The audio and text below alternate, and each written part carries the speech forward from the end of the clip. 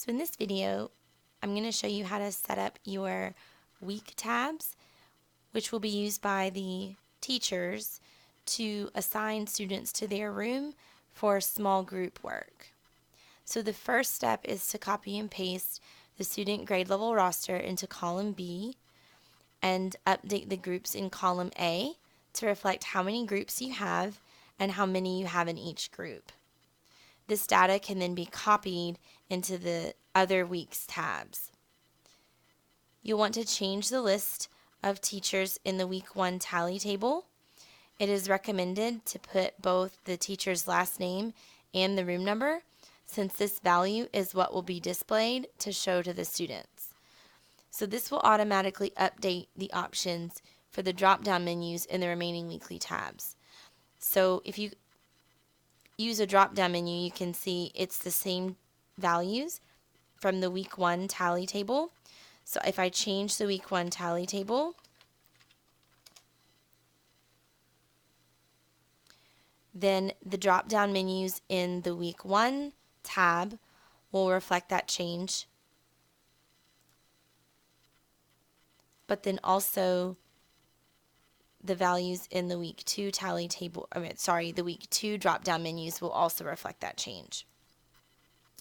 So if you set up all of week 1 tab first, then you can just duplicate that tab for the remainder of the weeks that you choose to set up. You will also need on week 1 to update the content enrichment room assignments table to reflect the names of the teachers with their room assignments, their room numbers for that grade level. So what that means is any teacher that might teach the math content enrichment in their room needs to be in this table, in this drop-down menu. So you can highlight that row, right-click, and select data validation, and then just type in their name and room number in that section, in this little text box. There are a few suggestions here. I would suggest that you set up all of week 1 and then you duplicate it 36 times to have those weeks already made, those tabs already made, because you want to set permissions.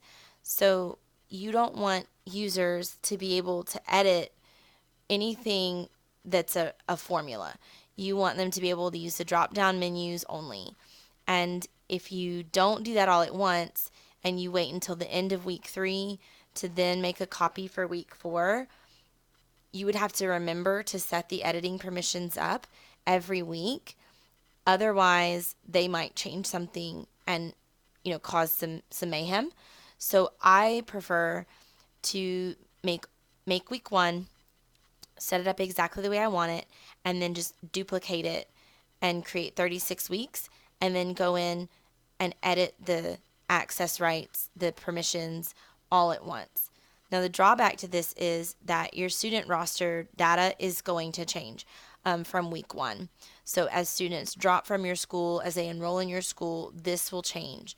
So my workaround is that I leave 3 weeks available at a time, and then at the end of week 1,